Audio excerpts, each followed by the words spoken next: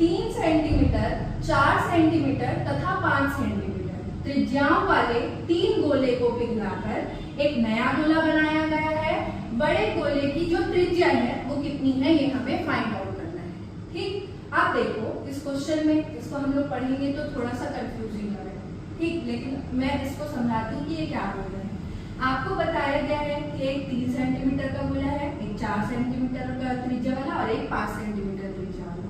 3 गोले को पिघलाकर क्या बनाया जा रहा है, एक नया गोला। ठीक, मतलब 3 छोटे छोटे गोले को पिघलाकर एक बड़ा गोला बनाया जा रहा है। लेकिन यहाँ पे आपको संख्या नहीं पूछी जा रही है, आपको क्या पूछा जा रहा है, बड़े गोले की त्रिज्या कितनी है। ठीक, मतलब यहाँ पे क्या होगा, बड़े गोले का आयतन बराबर हो जाएगा क्या, छोटे गोले के आयतन का योग, क्योंकि हमारे पास यहाँ पे क्या दिया गया है, 3 गोले दिए गए हैं। ठीक है, छोटे गोले के आयतनों का क्या हो जाएगा, योग हो जाएगा।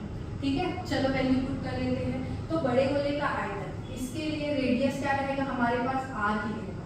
लेकिन छोटे गोले 3 गोले दिए गए हैं S1, जिसके लिए मैं इसका रेडियस मान लेती हूँ, कितना हो जाएगा 3 सेंटीमीटर का।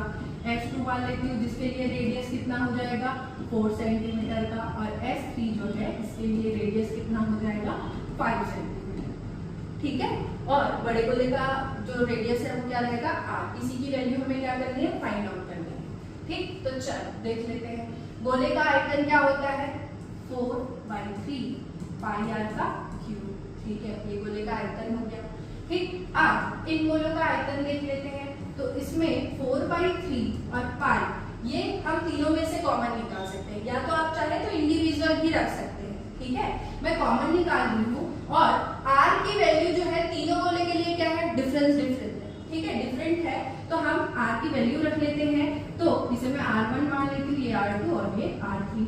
तो r1 की वैल्यू जो है वो कितना हो जाएगा, 3 का क्यूब, प्लस r2 की वैल्यू मतलब 4 का क्यूब, और r3 की वैल्यू मतलब 5 का क्यूब।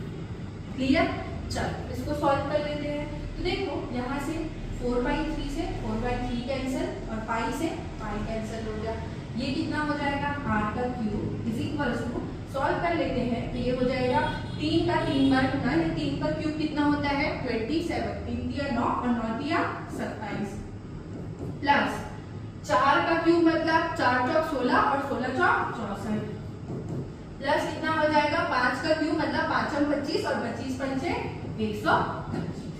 ठीक है, अब देखो सबको आप क्या कर लो, ऐड कर लो, r का cube is equals to add कर लो तो 5